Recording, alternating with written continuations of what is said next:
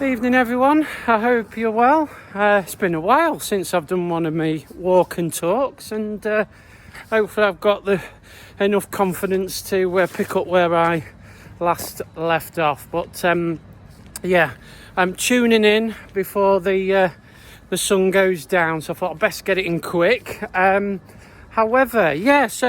it's been a long week.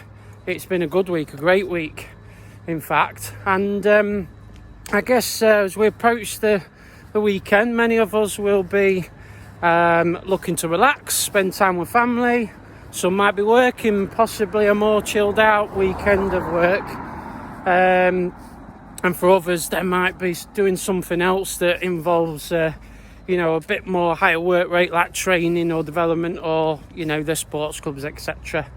However, I want to talk to you about mindfulness, because I think whatever we're doing this weekend, there's always an aspect of mindfulness that we can incorporate into, our daily lives. And so the three things I wanted to talk to you about over the next sort of few minutes was my views on what I think mindfulness is, what sort of things that I do to incorporate mindfulness, and then sort of how it makes me feel. So I suppose starting at the beginning, mindfulness, what it means to me, and again, these are all my own views. For some of you that's listened to me, I like to keep things very, very simple, but hopefully effective. But mindfulness for me really is about that space, that gap between the point that, I receive some information or a trigger or an event, and having the space to have a think about it, and then respond appropriately how I would want to as an individual or as a person, rather than me reacting in the wrong way, and then coming away feeling very judgmental about myself, very upset, disappointed with the way, I responded to that individual or that situation or scenario. Some would, in the more technical world, call it equilibrium. And again, it's just that element of space in between something happening and how you respond, and allowing yourself to be able to do that. Now, for me, that did not happen overnight. In fact, it took a lot of work, but it can be done. And I think you can do it both consciously and unconsciously. So consciously for me, it was about planning it in throughout the week. So how do I become more mindful? And then I guess it's I found myself picking this up in an unconscious way, so I was more mindful about my movement, the way I breathe, the way I ate, things like that. And it wasn't until after that I realised that I was doing it, which is a great place to be, but it doesn't happen all the time. So that's a little bit about mindfulness and what it means. And in terms of the things you can do, it works differently for other people. So mindful movement could be things such as, yoga or Pilates.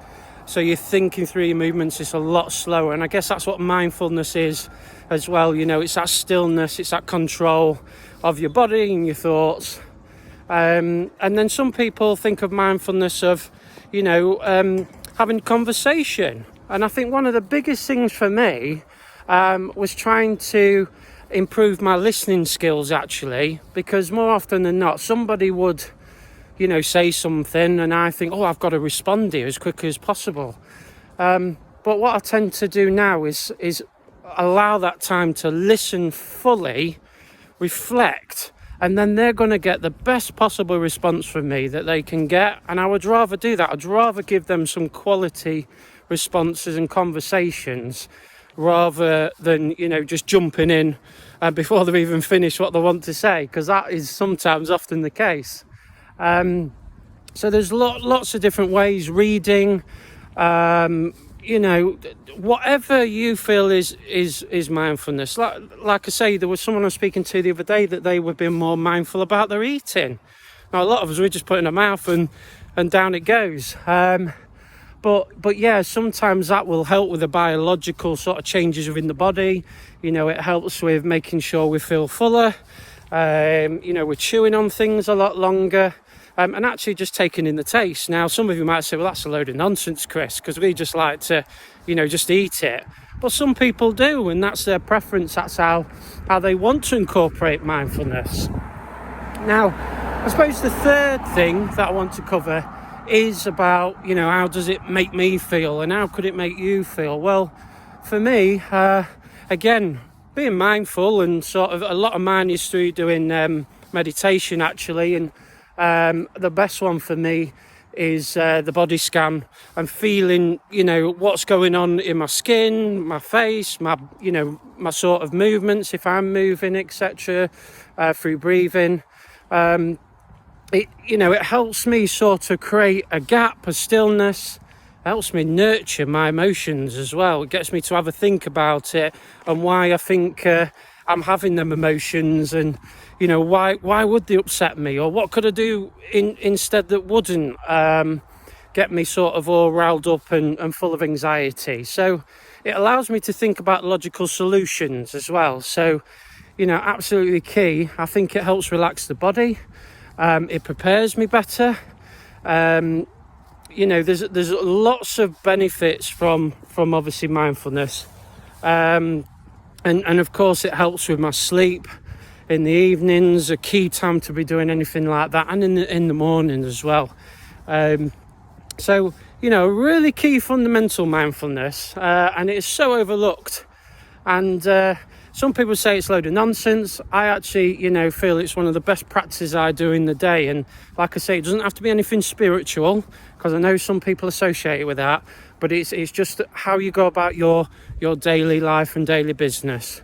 So I know this is a bit of an extended version because we've gone on to nearly 7 minutes. But I thought it was, very important to pick up on. It's Men's Mental Health Month, but I think all of these tips and advice, they can support anybody. You don't, necessarily need to be of that gender. So, look, guys, thanks very much for listening. Really appreciate your time listening in. And as always, if you've got any questions or queries, just drop them in the chat, and I'll catch you soon. Have a good one. Thank you. Bye-bye.